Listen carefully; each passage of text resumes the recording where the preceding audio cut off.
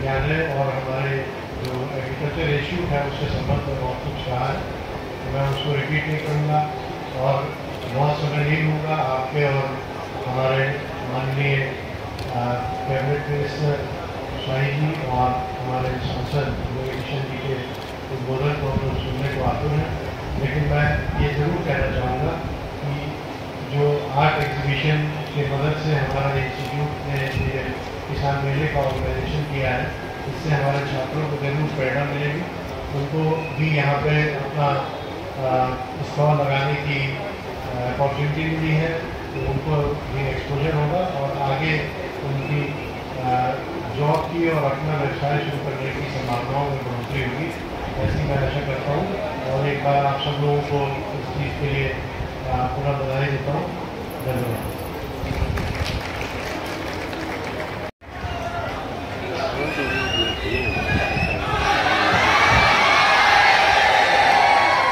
नमः पार्वती पते हर हर महादेव। ये अध्यात्म का ऊर्जा तुम देखिला बड़ा अच्छा लगा और युवा लोगन में देख के हमके और धन्यवाद दें हम यशस्वी प्रधानमंत्री मोदी जी के और पूज्य योगी महाराज जी के की ये सनातनी अलख जो जगल बा हमारे भारत में, मैं बड़ा प्रसन्न हूँ और मैं बड़ा प्रसन्न होगा। ये किसान एक्सपो 2024 में जो एग्जीबिशन लगल बाटे, यहाँ पे किसानों की सामग्री, उनकी बातें, उनकी विचारधारा और उसके मुख्य अतिथि हमारे सबके बड़े अग्रज नेता जिनके 50 साल से ज्यादा एक राजनीतिक जीवन बा उनका, एक ही पार्टी रहल, एक ही विचारधारा, राष्ट्र सर्वोपरि। ऐसे शुरू प्रताप शाही जी के बहुत बहुत अभिनंदन बा। भाई हम उनसे बैठ के पूछत रही कितना साल राजनीति के हो गई और चेहरे पे कबो शिकन नहीं रहा है, जैसे कि सागर की तरह हर चीज को हम इनके यहाँ पिता इनके यहाँ पुण्यतिथि में नहीं जा पाए तो हमके लगल आज हम शायद थोड़ा हमसे खफा होंगे, लेकिन विराट व्यक्तित्व का पहचान नहीं होला कि समझत हुई है कि हमारे जीवन में कहीं हम व्यस्त हो गए होंगे। हमारे जीवन में अनगिनत जैसे हरियाणा चुनाव के पार्टी प्रचार में पूरे देश में जाके पड़ा, सबके मालूम बा हरियाणा चुनाव रहा या सिनेमा रहा या अभी सिंघम अगेन हमारी 1 तारीख को आ रही है। लापता लेडीज को आप लोग ऑस्कर पहुंचा दिए, इसके लिए धन्यवाद। एगो देखो गांव का गवई लड़का, किसान का बेटा, एगो पुजारी का लड़का हम रहे और हम ऑस्कर चले गए। सोच रहे हो जहां पे हम केवल के सोच में नहीं थे कि अरे ये क्या करी हो, पुजारी का लड़का, मिट्टी का घर से निकला लड़का, ये क्या कर पाएगा। इसके पिताजी के पास तो ठीक से धोतियों नहीं है पहनने के लिए, 1.5 हिस्सा जमीन बा खेत के नाम पे। वो लड़का आज आपके समक्ष आप लोगों के आशीर्वाद से, भारत के आशीर्वाद से आज ऑस्कर में पहुंच गई। अपने कला के माध्यम से वह लड़का आज आपके समक्ष 2 शब्द बोले खातिर भगवान उतना जुबान दे देना हमकी कि आज हम बोल पाए। तो ये बात वो बाटे की देखा जीवन में कबो अपना आपके कम मत समझिए। हम कभी कम आंकते नहीं थे, कभी ना हम कहे जिंदगी झंडवा। ये एटीट्यूड बना के रखिए। आज ही किसान एक्सपो में एग्जीबिशन लगल बा, संदीप सिंह जी के दिल से हम धन्यवाद दे कि संदीप सिंह जी के प्रयास और उनमें शांतनु रस्तोगी जी, प्रोफेसर शरद मिश्रा जी, रामचंद्र चौधरी जी, संदीप सिंह जी से लेके जितने भी आप लोग स्टूडेंट्स हैं और जितनी भी बेटियां हैं, मैं हमारे बच्चे हैं, सबको मैं बहुत स्वागत करता हूँ। ये अवेयरनेस बहुत जरूरी बात, लापता लेडीज क्यों ऑस्कर में गई जाना बहुत जरूरी बात। एक दिन हम बैठे थे, हमारी ट्यूसडे को मीटिंग होती पार्लियामेंट में, प्रधानमंत्री जी लेते हैं शाही जी, और मैं 7वें 8वें रो में पीछे बैठा था। अचानक प्रधानमंत्री जी ने हमारा नाम लिया कि रवि किशन जी, तो हम एकदम कांप गए। अचानक भाई विश्व के सबसे बड़े नेता मोदी जी नाम ले आपका, और सारे सांसद गण बैठे हैं उसमें, हम कहीं पीछे 8-9 रो में बैठे। ये बात है पिछले साल की। एंड आई जस्ट रियलाइज, जैसे हम बोले हमके लगल का गलती कर दिए हो कहीं हमसे को हम कुछ न कुछ हम कभी कभी कर देते हैं, बड़ा देते हैं चैनल वैनल पे कुछ, तो हमको लगा कि अरे भाई आप कुछ करिए, ऑर्गेनिक फार्मिंग के बारे में कुछ सोचिए। सिनेमाकार हैं आप, कलाकार हैं, आपको देश सुनता है, विश्व सुनता है, आप जो भी बोलते हैं आपको लोग फॉलो करते हैं, युवा आपको फॉलो करता है, पूरे भारत का आपकी हर बात को फॉलो करता है। कुछ सिनेमा सोचिए, ऑर्गेनिक फार्मिंग और भारत धरती माँ के लिए कुछ सोचिए। और थॉट रहा, हम बोले जरूर ऐसे नॉट किए, हम बोले जरूर हाथ जोड़े और हम बैठ गए।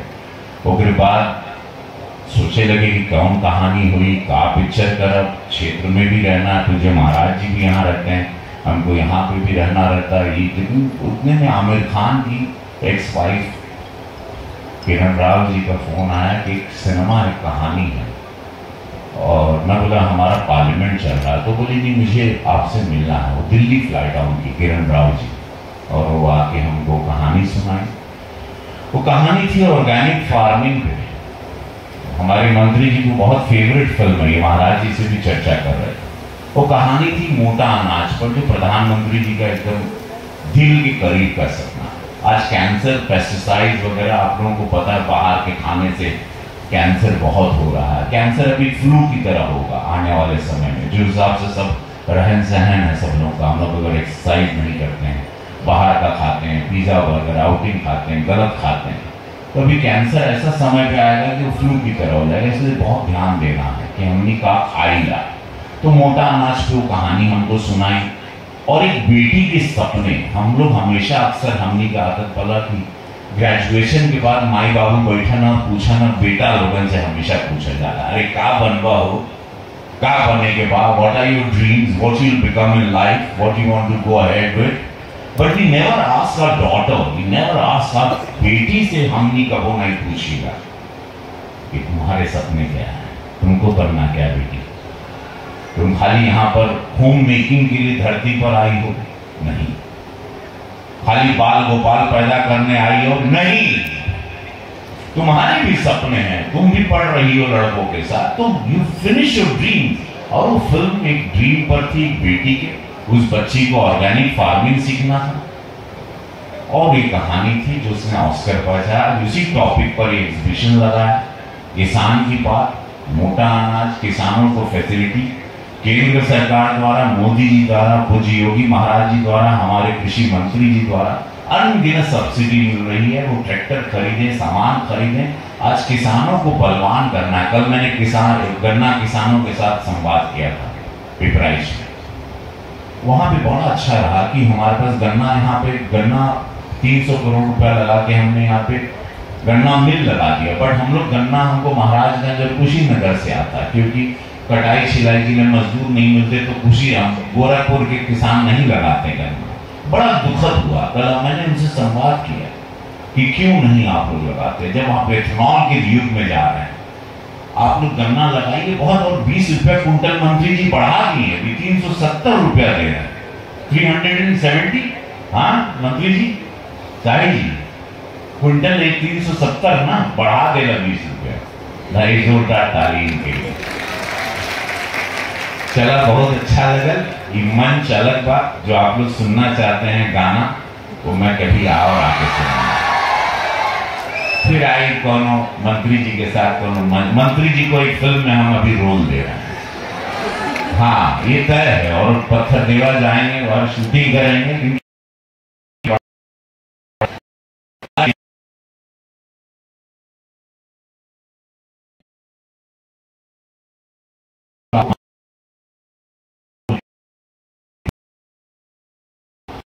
बस लोग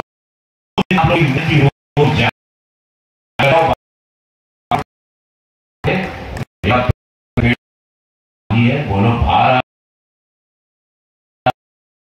है, 5 लाख, बोलो भारत माता की वंदे।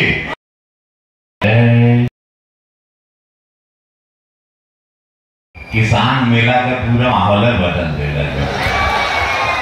हमको महाराज जी बोलते हैं ना, आप जाते हैं स्मशान में माहौल बदल देते हो। और वो स्मशान का को भाषण अभी तक वायरल हो रहा है। महादेव की कृपा भाव कुछ बुलवा देना वायरल हो जाला का सुनने के बाद। हम जिएंगे, ये मेरा फेवरेट गाना है। भोजपुरी सुनना मैं जान रहा हूँ, लेकिन मेरा फेवरेट मैं सुनाना चाहता हूँ। हम जिएंगे और मरेंगे, ऐ वतन तेरे लिए। मेरे साथ सब लोग गाओगे। दिल दिया है जहाँ भी देंगे, ऐ वतन तेरे लिए। फिर का जैसन सोच रहा। यही गाने तो ये भगेश भक्ति तो नहीं आवाज निकली। ये उम्र है, आनंद लीजिए, होल के चाहिए। बड़ा निक लागेला बलम जी की बोलिया। माता की। पंडित दीनदयाल उपाध्याय गोरखपुर विश्वविद्यालय के इस कृषि और प्राकृतिक विज्ञान संस्थान द्वारा इंटरेस्ट आर्ट एग्जीबिशन के दोनों के तत्वाधान में आयोजित इस किसान एक्सपो 2024 के हमारे मुख्य अतिथि अभिनेता भी हैं, नेता भी हैं और भोजपुरी के हमारे भोजपुरी जगत के सबसे बड़े कलाकार, गोरखपुर के लोकप्रिय सांसद आदरणीय श्री रविकिशन जी, विश्वविद्यालय के pro vice chancellor professor Shantanu Rastogi ji, कृषि संकाय के निदेशक प्रोफेसर शरद मिश्र जी, पद्मश्री किसान भी हैं, वैज्ञानिक भी हैं डॉक्टर रामचंद्र चौधरी जी, इतिहास विभाग के dean professor Rajwant Rao ji, doctor professor Gopal Prasad ji, doctor अभिषेक Shukla ji, interest art exhibition के नौजवान साथी श्री संदीप जी, मंच पर आसीन सभी सम्मानित मित्रगण, मेरे सामने बैठे हुए हमारे भारत के भविष्य विद्यार्थी भाइयों और बहनों, किसान भाइयों और एक्सपो के भीतर स्टॉल लगाने वाले सभी सहभागी मित्रों और मीडिया के सज्जनों, मैं आज के इस एक्सपो के सफलता की कामना करता हूं। धन्यवाद देना चाहता हूं विश्वविद्यालय को और विशेष रूप से संदीप सिंह को कि उन्होंने एक पहल शुरुआत करने की हिम्मत करी। आप ही के उम्र का एक बालक और एक नई प्रकार की कोशिश तो इन्होंने किया है, इसके लिए इनको बहुत बहुत साधुवाद देता हूं। रविकिशन जी गोरखपुर की शान है और महाराज जी के बाद देश में गोरखपुर की पहचान भी रविकिशन बन गए हैं। अभी जो इनकी फिल्म ऑस्कर अवार्ड के लिए चयनित हुई है लापता लेडी, लापता लेडी को किन लोगों ने देखा? आप लोगों में से बहुत अच्छा है, बधाई है आपको। और विशेष रूप से कृषि के छात्रों को जरूर जाकर के देखना चाहिए,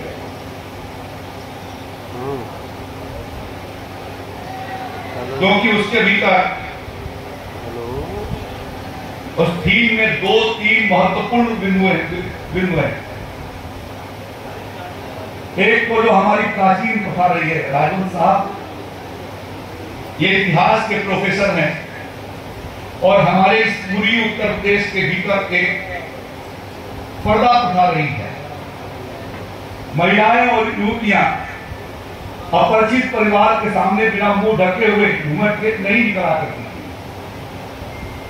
कथा की शुरुआत ही यहां से होती है कि दो बच्चियों की शादी एक साथ होती है, ट्रेन में बैठते हैं और एक दूसरे के पति अलग अलग हैं, लेकिन दूसरे के साथ चली जाती है और जो पहली है वो दूसरे के साथ चली जाती है और इस तरीके से उनका एक्सचेंज हो जाता है।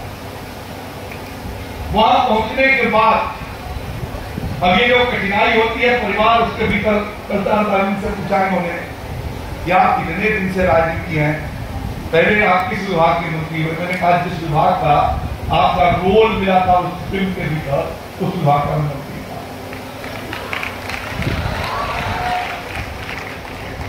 और जो दूसरा जो थीम है उसका आज मैं मंत्री हूं।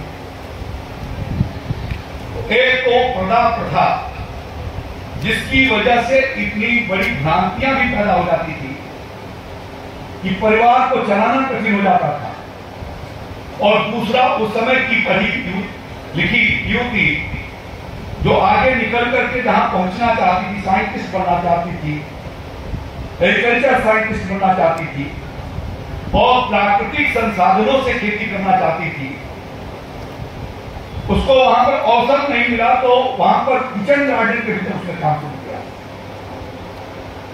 अब यहां एग्रीकल्चर के जो बच्चे बैठे हैं वो जरा आप बताइए, जो बच्चे, अरे वाह बहुत अच्छा, धन्यवाद, तालियां बजा करके आपका अभिनंदन है, बहुत धन्यवाद। आप लोगों में से कीट और कीड़ों को रोकथाम किए जाने के लिए यदि आप में से लाइट ट्रैपर जिन लोगों ने देखा है, जरा आप बताइए, लाइट ट्रैपर, इनके फिल्म में लाइट ट्रैपर दिखाई गई है, उसमें पेस्टिसाइड इंसेक्टिसाइड को न डाल करके और कैसे हम कीड़े मकोड़ों को लाइट के माध्यम से ट्रैक करके और हम फसल की सुरक्षा कैसे प्रदान कर सकते हैं, ये सब चीज इस एक्सपो के भीतर आपको डिमॉन्स्ट्रेशन यहां पर किया जा रहा है। ये तो शुरुआत है, आगे आने वाले दिनों में और अच्छे एक्सपो आएंगे।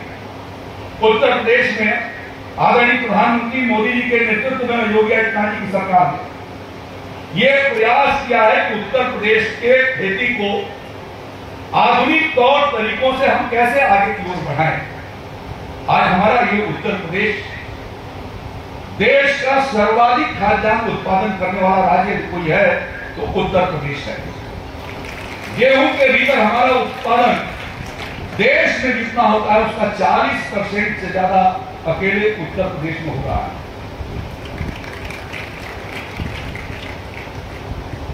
और ये चूंकि रबी का सीजन है, फसलों को लगाए जाने का, फसल लगाए जाने का ये जो समय है, हमारा रबी का उत्पादन पिछले साल का 470 लाख मीट्रिक टन के करीब था, जिसको हमने 500 लाख मीट्रिक टन अपने प्रोडक्शन को बनाए जाने का टारगेट रखा है, जिसके अंतर्गत आज 3 डिवीजन के किसानों की, हमारे अधिकारियों की यहां पर गोष्ठी गोरखपुर में ऑडिटोरियम के भीतर हो रही है। आप क्योंकि कृषि के क्षेत्र में आप अध्ययन कर रहे हैं, मैं कहना चाहता हूं कि ये ऐसा सब्जेक्ट है जिसके भीतर बहुत पोटेंशियल है, क्षमता, आगे आने वाले दिनों में बहुत बड़ी संभावनाएं हैं।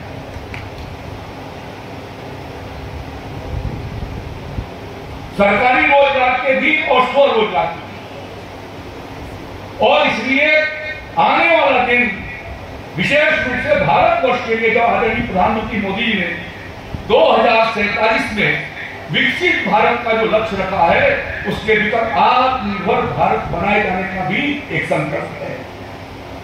और आत्मनिर्भर भारत के भीतर हम विशेष रूप से अपने देश के भीतर दलहन और तिलहन आज भी हमको इंपोर्ट करना पड़ता है, बड़ी मात्रा में करना पड़ता है। और इस साल भारत सरकार ने इस बात को फोकस किया है और हम लोगों ने योगी जी के नेतृत्व में पिछले 3-4 साल पहले से इस पर काम करना शुरू किया।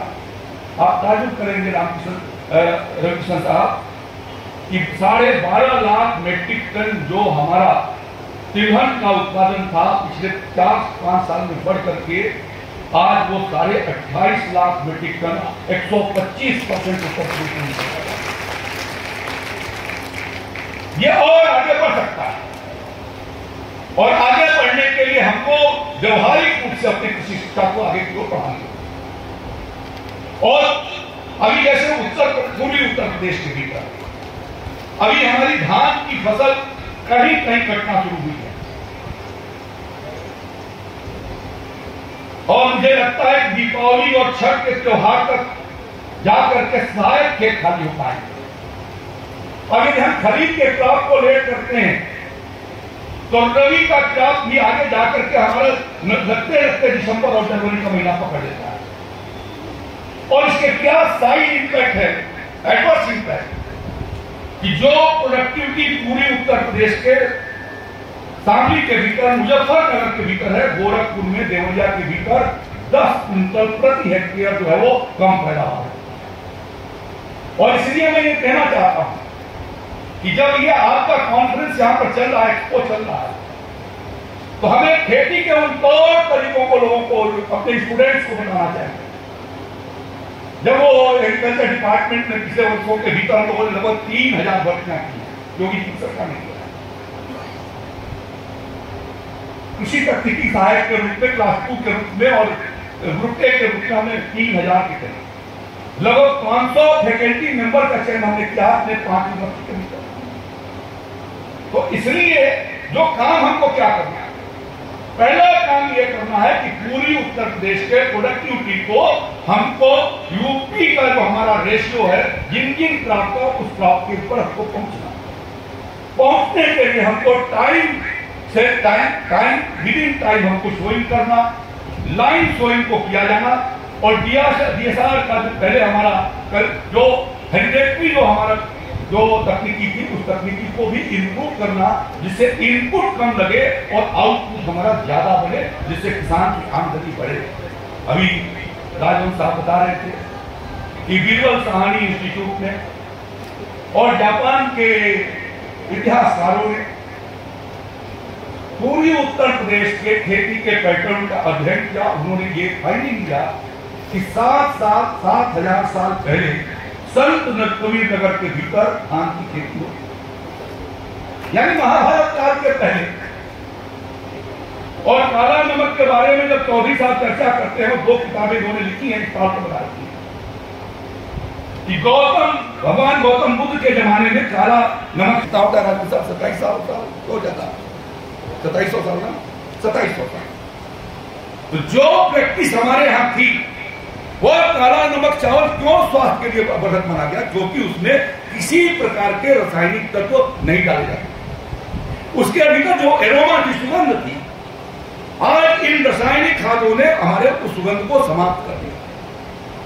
काला नमक वही है, लेकिन जो 50-60 साल पहले जो हम लोगों के घरों में बनता था और पूरे एक मोहल्ले के भीतर 150 घरों में उसकी सुगंध जाती थी, आज न वो काला नमक की रह गई और न बासमती की रह गई।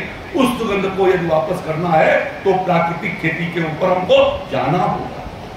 और इसलिए ये जब यहां पर जो लगे हुए विभिन्न प्रकार की वन औषधि आदिवासी क्षेत्रों से इकट्ठा करके स्टॉल लगा, उनके अपने औषधि गुण हैं। इसी तरीके से जो श्री अन्न का मतलब, श्री अन्न जितना भी हमारे संस्कार होते रहे हैं, जितने भी संस्कार हुए, जन्म से लेकर के और मृत्यु तक के संस्कारों में, शादी हो, विवाह हो, उपनयन हो, सप्त धान्य रखा जाता रहा। सप्त धान्य ये हमारी कल्चर है। हमने एक प्रकार की खेती करके उसको लुप्त कर दिया। आज वह जैव विविधता को हमको सजोना है और शरीर के लिए पौष्टिक खाद्य होता है, इसलिए उस दिशा में आगे की ओर बढ़ना। मैं 2 बातें आपको बता के अपनी बात खत्म कर रहा हूं कि जो बात मैंने कही है, पूरी उत्तर प्रदेश और बुंदेलखंड की प्रोडक्टिविटी को नेशनल लेवल पर या स्टेट लेवल के हाईएस्ट डिस्ट्रिक्ट के बराबर लाए जाने के लिए 4000 करोड़ रुपए से हम लोग, राज्य सरकार, योगी जी की सरकार और विश्व बैंक मिलकर के संयुक्त रूप से 1300 करोड़ रुपया हम खर्च करने जा रहे हैं। 2700 रुपया विश्व बैंक हमको 35 सालों के लॉन्ग टर्म हम उनसे जो है वो कर्ज ले रहे हैं, और मिनिमम 1.26% के ऊपर। और यहाँ पर वो विभिन्न उपाय जिसकी मदद से ये किसानों को, छात्रों को, आज के विद्यार्थियों को, हमारे विश्वविद्यालयों को, कृषि विज्ञान केंद्रों को सबको उसके साथ हमने जोड़ा है कि इंटीग्रेटेड रूप से हम प्रयास करेंगे, और यदि हमारा प्रयास सार्थक हो गया तो हम पूर्वी उत्तर प्रदेश और बुंदेलखंड के इकोनॉमी को हम इतना मजबूत कर देंगे जिसके माध्यम से लोगों को इस तकनीकी की जानकारी दिया जाना, इसके रिसर्च को बढ़ाया जाना, इस पर काम करना। और गोरखपुर विश्वविद्यालय भी उसके भीतर आना चाहेगा तो हम उसका भी स्वागत करेंगे अपने किसी क्षेत्र के अपने विद्यार्थी। दूसरा, आपको 2 क्षेत्रों में और आपको काम के अवसर आने वाले दिनों में मिल रहे हैं। जो विद्यार्थी हमारे जाएंगे, हम डिजिटल क्रॉप सर्वे करवा रहे हैं।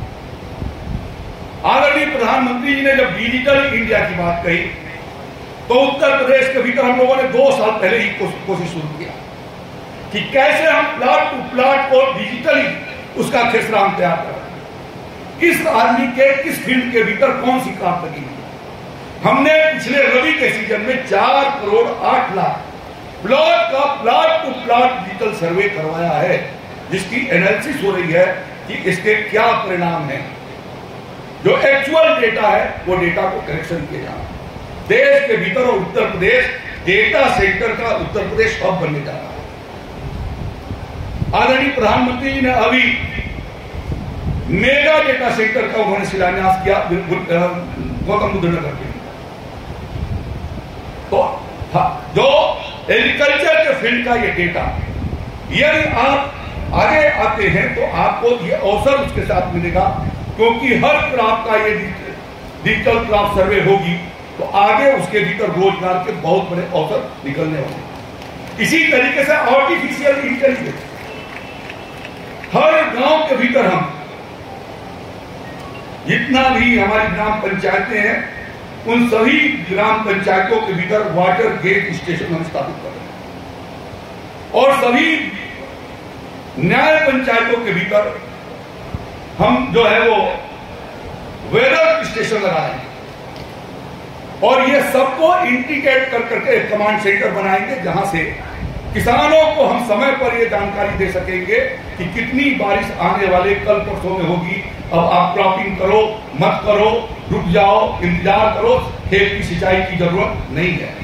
टेक्नोलॉजी के दृष्टि से फिजिक्स, केमिस्ट्री, बायोलॉजी, बॉटनी, ये सब कुछ चीजें यदि इंटीग्रेटेड साइंस कहें तो हमारा कृषि विज्ञान इंटीग्रेटेड साइंस है, और इस नाते हमारे विद्यार्थियों को उसके भीतर बहुत गंभीरता के साथ उन्होंने कहा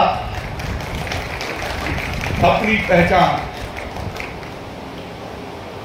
रविकिशन साहब ने कहा कुछ ऐसा करो कि तुम्हारी पहचान बन जाए। मैं चाहूंगा कि वैसा ही करने के लिए किसान एक्सपो है, ये जितने स्टॉल में सब कुछ आप कर सकते हैं, सब कुछ कर सकते हैं। इतना बड़ा दायरा है और इस दायरा के भीतर आप शामिल होंगे। आज छोटा लगा है, आगे आने वाले दिनों बड़ा लगेगा। आप इसके लिए शुभकामनाएं हैं कि आप भारत के भविष्य हैं, और भारत का भविष्य है विकसित भारत, आत्मनिर्भर भारत, उसका हम हिस्सा बनेंगे। बहुत बहुत धन्यवाद। जय श्री राम, जय राम।